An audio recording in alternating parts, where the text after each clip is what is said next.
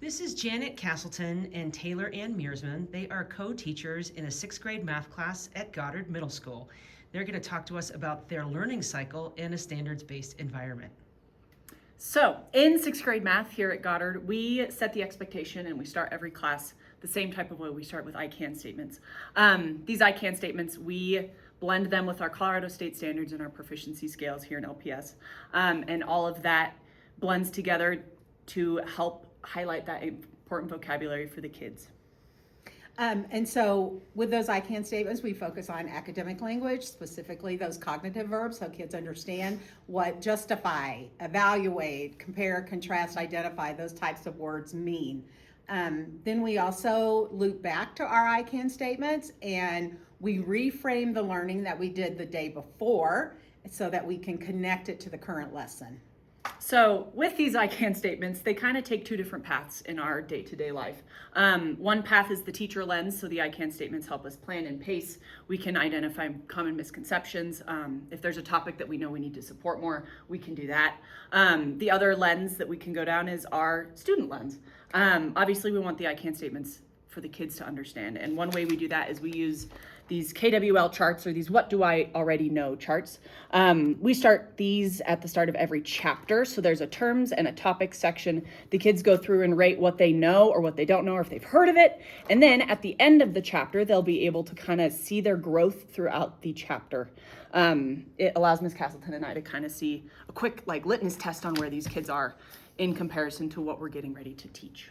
And having that litmus test and that data allows us to group our students. And we group our students in various ways. We might do ability grouping where we put kids in an intervention type group, where another group might be doing an enrichment or an extension, and the middle group might just be doing a lot of practice to nail down those standards that we're teaching at the moment. We also do heterogeneous groups where students have an opportunity to be a leader and the other kids have the opportunity to hear those higher levels of thinking, feel comfortable in that group.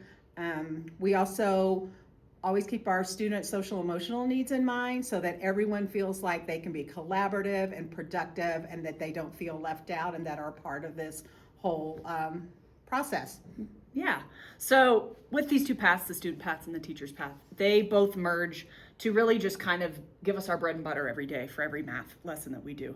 It provides us a good lesson that has the standards for the kids and the standards that we know we need to test our kids with the proficiency scales and all that good stuff.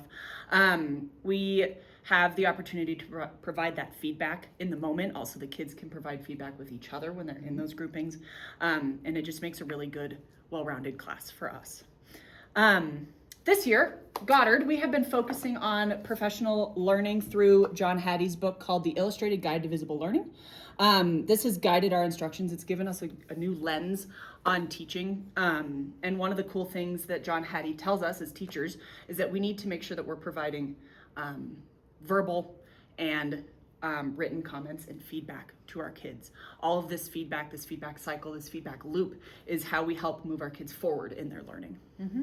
This feedback comes in the form of providing goal-oriented, tangible, and transparent I can statements. And with those I can statements, it helps us to move into a plan of action for our kids.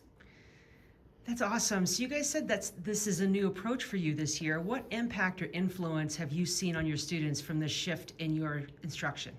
I would say, from my point of view, the biggest impact that we've seen is the student engagement. Our kids are on task, engaged, and are participating and digging into math in a way that I've not seen in a long time. Yeah, it also gives every kid an easy entry point. I think with the feedback we give, teacher feedback and also student feedback with each other and from their little check-in charts, I think it's cool for them to see growth and they can believe in themselves.